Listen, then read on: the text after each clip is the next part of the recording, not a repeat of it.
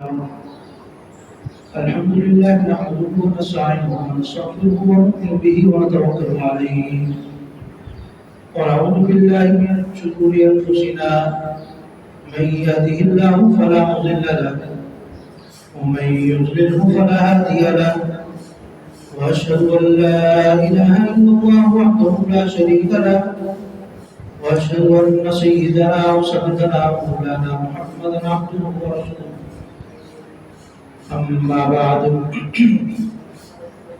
فأعوذ بالله من الشيطان الرجيم بسم الله الرحمن الرحيم والذين هم على صلواتهم يحافظون أولئك هم الوارثون الذين يرثون الفردوس هم فيها خالدون. وقال النبي صلى الله عليه وسلم أحب الأعمال إلى الله أدومها وإن قل أو كما قال عليه الصلاة والسلام.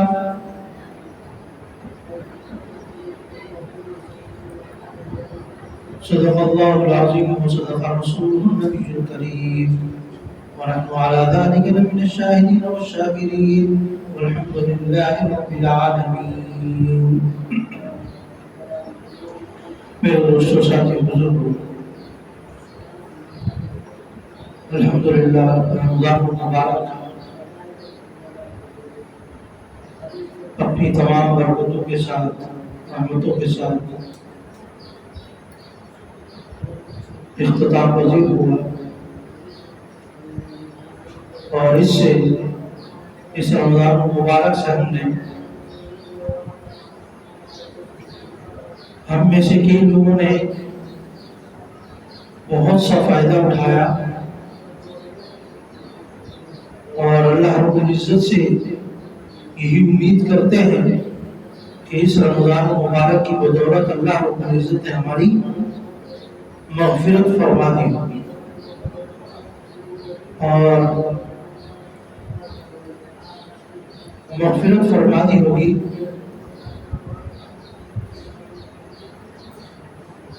اور تمام اجر و ثواب سے ہمیں اللہ رب العزت نے نوازا ہوگا. اصل کامیابی یہ ہے کہ رمضان المبارک کے اندر ہم نے اپنی وسعت اور طاقت کے بقدر کسی حد تک جو عبادات کی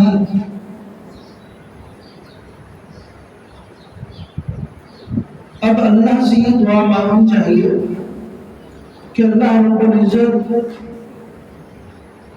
ان عبادات کو ہمیں آگے جاری اور ساری رکھنے کی توفیق عطا فرما دے. ایک شخص تھا جو عموماً رمضان المبارک میں یا اس سے پہلے نمازوں کی پابندی نہیں کرتا تھا، لیکن رمضان المبارک کا مہینہ آیا تو اس نے کسی حد تک نمازوں کی پابندی شروع کر دی. ایک ماحول دیکھ کر شہری کے لیے اٹھنا ہے تو پھر فجر کی نماز پڑھ کر یا تو وہ سوتا تھا یا اپنے دیگر کاموں میں لگ جاتا تھا. اسی طریقے سے بقیہ دن بھی وہ نماز کا اہتمام کرتا رہا.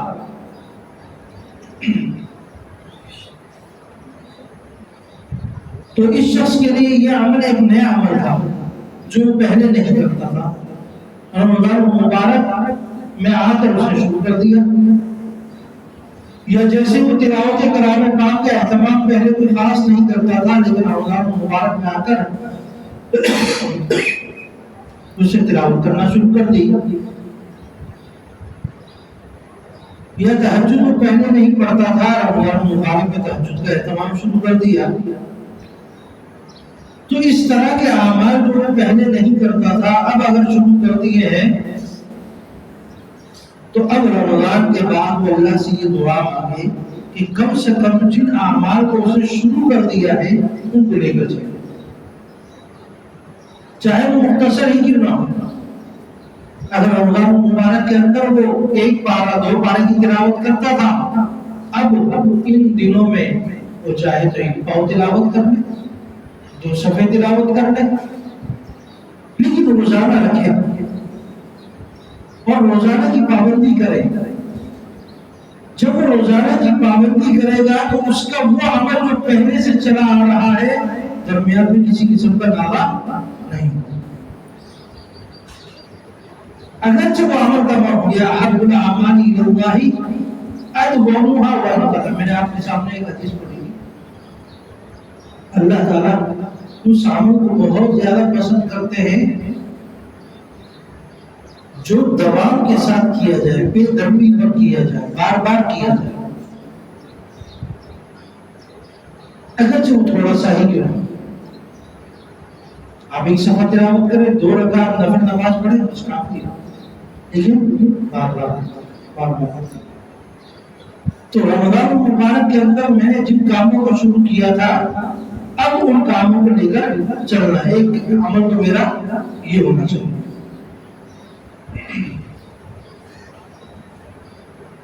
یہ نہ ہو کہ جو میں اعمال کو شروع کیا تھا اب وہ اعمال بالکل ختم ہو گئے، اب دنیا میں لگ گئے اور پتہ ہی نہیں، پھر آگے رمضان آئے گا تو دیکھیں گے۔ تو ایسا اللہ رب العزت کے نزدیک پسندیدہ عمل نہیں۔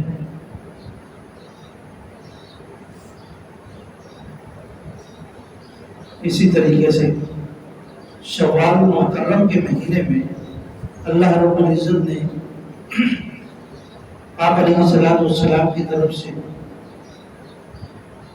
فضیلت ہے 6 روزے رکھنے کی۔ اب 3 تقریباً ہفتے باقی رہ گئے ہیں، اگر ہر ہفتے 2 روزے رکھ لیے جائیں پیر اور جمعرات کا تو اس اعتبار سے اس پورے مہینے میں 6 روزے آرام سے ہو جائیں گے۔ اور ایک طرف سے سنت بھی ادائیگی ہو جائے گی کہ آپ علیہ السلام پیر اور جمعرات پر روزہ رکھتے ہیں تو میں بھی ان دنوں میں روزے کا اہتمام کر لوں گا اور آپ دنوں میں افطار کر لوں گا۔ کصیام الدہر، ایک زمانہ روزے رکھنے کا ثواب ملتا ہے صرف ان 6 روزے رکھنے کا۔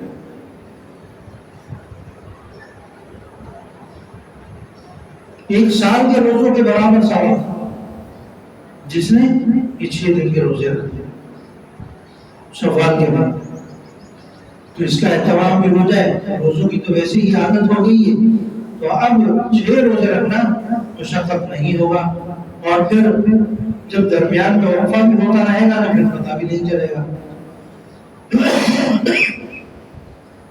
اتنا بڑا ثواب اللہ رب العزت سے ہم لے لیتے ہیں۔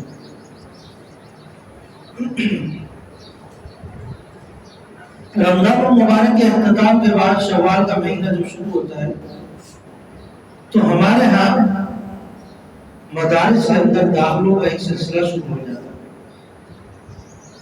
یہ آپ حضرات کو اطلاع دینے کا مقصد یہ ہے کہ ہم لوگ ہر سال اس طرح کوشش کرتے ہیں کہ آپ کو کسی نہ کسی طریقے سے اطلاع کر دی جائے کہ فلاں موقع پر داخلوں کا آغاز ہو چکا ہے مدارس کے اندر۔ پھر درمیانے سال میں 2-4 مہینے کے بعد کوئی شخص آتا ہے کہ میں اپنے بچے کو داخل کروانا چاہتا ہوں فلاں درجے میں فلاں جگہ پر، تو اب داخلہ نہیں دیا جا رہا۔ تو اطلاع آپ لوگوں کو عرض کرنا ہے کہ اب رمضان کے بعد شوال کا مہینہ جب شروع ہو جاتا ہے تو اس میں مدارس کے داخلے شروع ہو جاتے ہیں۔ اچھا، مدارس میں داخلے کا کیوں ترغیب دی جا رہی ہے، اس پر تھوڑی سی بات کر رہے تھے۔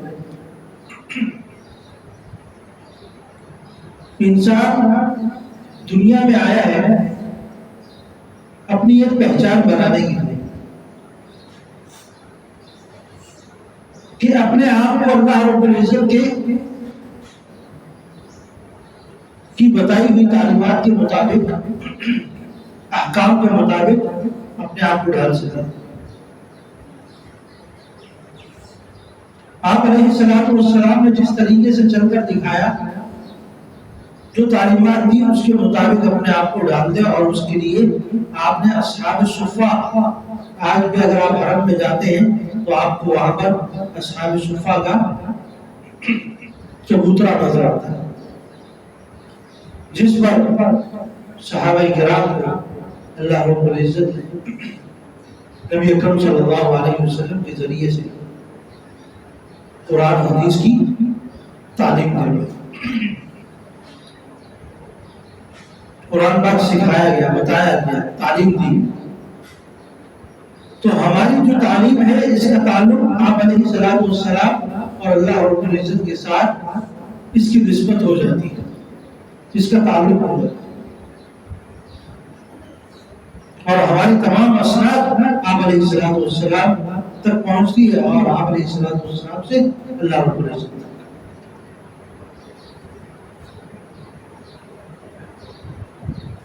آپ انجینئر، ڈاکٹر ضرور بنائیں، میں اسے انکار نہیں کرتا،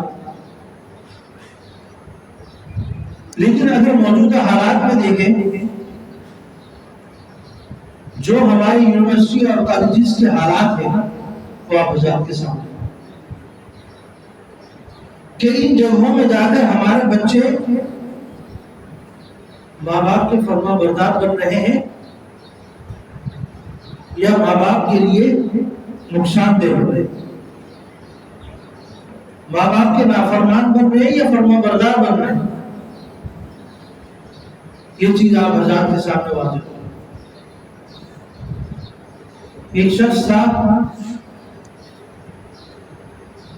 جس کے 3 بچے تھے،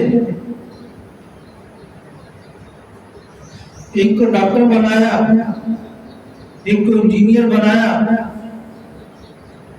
اور ایک کو بڑا سمجھاتے رہے، اس نے مدرسے میں داخلہ لے لیا، روکتے رہے۔ اس بندے کا خود بیان ہے کہ میں اپنے تینوں بیٹوں کو ڈاکٹر، انجینئر یا سائنٹسٹ بنانا چاہ رہا تھا، جس میں میں کامیاب رہا اپنے 2 بچوں پر، اور تیسرے پر بھی میں محنت کر رہا تھا، لیکن وہ افسوس کے ساتھ میری گرفت میں نہیں آیا، اور اس نے مدرسے میں داخلہ لے لیا۔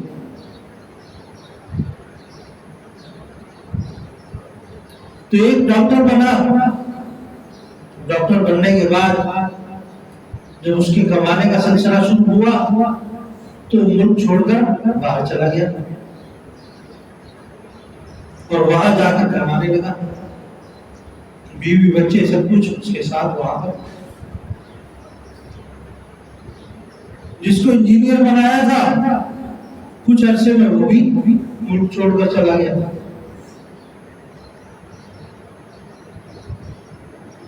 اور جس بچے کو میں چاہ رہا تھا کہ یہ مدرسے میں نہ جائے، اب پوری زندگی میری گزر چکی ہے، میں اس بچے کے ساتھ جو میری خدمت بھی کرتا ہے، میرے گھر کے نظام کو بھی چلا رہا ہے، میری دیکھ بھال بھی کر رہا ہے، میرے کھانے پینے کا انتظام بھی کرتا ہے، اور وہ ایک مدرسے میں پڑھا ہوا بچہ ہے جس کی خواہش مجھے نہیں تھی کہ یہ مدرسے میں پڑھے، لیکن میں آج شکر کرتا ہوں کہ میرے تیسرے بیٹے نے میری بات نہیں مانی۔ اگر خدا نہ خواستہ یہ میری بات مان لیتا تو یہ بھی آج مجھے چھوڑ کر جا چکا ہوتا۔ اور جن بچوں پر میں نے اپنا سرمایہ لگایا تھا آج وہ میرے کسی کام کا نہیں، صرف جہاں میرا کچھ نہیں لگا وہ بچہ میرے لیے خدمت بھی کر رہا ہے، میرے گھر کو بھی چلا رہا ہے، میرے گھر کا نظام بھی چلا رہا ہے، میری دیکھ بھال بھی کر رہا ہے۔ یہ ایک واقعہ ہے اس طرح کے بیسیوں واقعات آپ کو ملیں گے اگر آپ دنیا میں مارکیٹ میں اتریں۔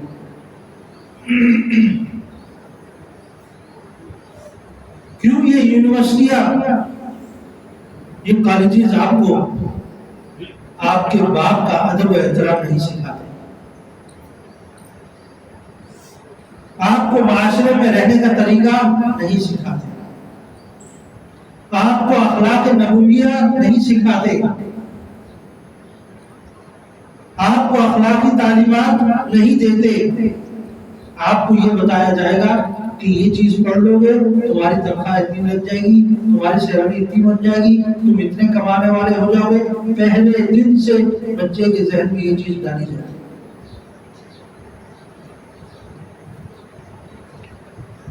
بھئی تم فلاں کورس کیوں کر رہے ہو، کیا مقصد ہے؟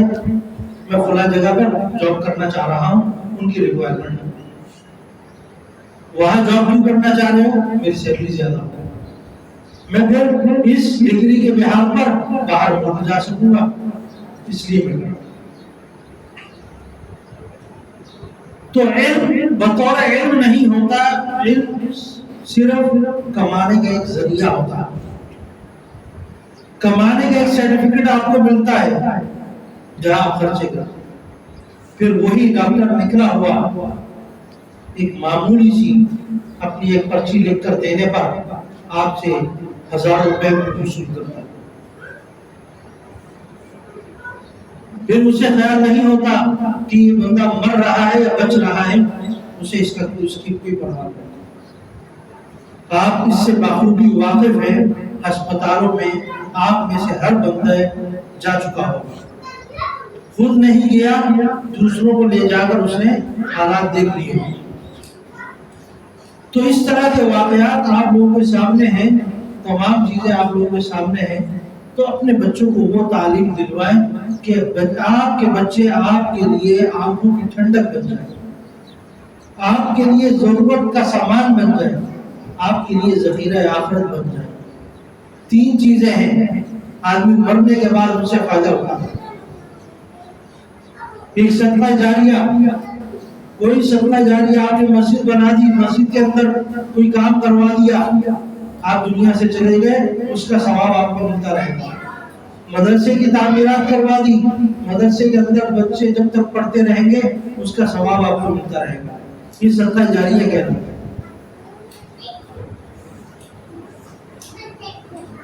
کوئی علم آپ نے ایجاد کیا اور اس علم کے ذریعے سے لوگ بعد میں فائدہ اٹھا رہے ہیں۔ کوئی انوکھی چیز آپ نے ایجاد کی، لوگ اس سے فائدہ اٹھاتے جا رہے ہیں، تو اس کا ثواب بھی آپ کو ملتا رہے گا۔ تیسری وہ چیز کہ آپ نے اپنے پیچھے ایسے بچوں کو چھوڑ کر چلے گئے جو دین اور اللہ کے رسی کو مضبوطی سے تھام کر دنیا میں اللہ کا دین پھیلاتے جاتے ہیں، جو دنیا والوں کے لیے نافع بن گئے، جو دنیا والوں کے لیے فرعون، حامان اور قارون نہیں بلکہ ان کے مسیحا بن کر زندگی گزار رہے ہوں، تو ایسی اولاد والدین کے لیے ذخیرہ آخرت ہوتی ہے۔ ایسی اولاد دنیا سے چلے جانے کے بعد بھی آپ کو ان کا ثواب پہنچتا رہے گا، ان کے اجر و ثواب آپ کے حق میں لکھا جاتا ہے کہ آپ نے ان پر محنت کی۔ یہ وہ 3 چیزیں ہیں جو آدمی دنیا سے چلا جائے تو اس کے سلسلہ یہ چلتا رہتا ہے، رکتا نہیں۔ تو اپنی اولاد یا صدقہ جاریہ یا کوئی ایسا عمل کر کے جائے جو آپ کی بات بھی چلتا ہے۔ اللہ رب العزت ان تمام باتوں پر عمل کرنے والا بنائے اور نبی اکرم صلی اللہ علیہ وسلم کی تعلیمات کو اپنانے والا بنائے۔ رمضان مبارک گزر گیا، اللہ رب العزت کی رحمت، اللہ رب العزت کی برکات، اللہ رب العزت کے خزانے آج بھی اسی طریقے سے کھلے ہیں۔ میں نے جو اعمال رمضان مبارک کے اندر شروع کیے تھے ان کو کسی صورت ختم نہ کروں، کمی آ سکتی ہے ان میں لیکن ختم نہ کروں۔ 5 وقت نماز کا اہتمام کروں، تلاوت کلام پاک شروع کر دی تھی، اگر ایک ایک پارہ دو دو پارے نہیں پڑھ سکتا تو ایک صفحہ دو صفحے روزانہ کا معمول بنا. تہجد کا اہتمام کرتا تھا، اب نہیں اٹھ پاتا تو کم سے کم 2 نفل نماز لازم پڑھتا. کچھ نہ کچھ کسی نہ کسی درجے میں ان عبادات کو لے کر چڑھتے رہیں، ختم نہ ہو، تاکہ اللہ رب العزت بھی آپ کو وہی اجر و ثواب دیتے رہے کہ اس میرے بندے نے جو عبادات رمضان میں شروع کی تھی انہیں عبادات کو تسلسل کے ساتھ جاری ہے، اگرچہ اس میں کچھ کمی آئی ہے لیکن عمل جاری ہے، تو اللہ رب العزت اسی طرح کا ثواب آپ کو دیتے رہے. اللہ تعالیٰ کی توفیق عطا فرمائے.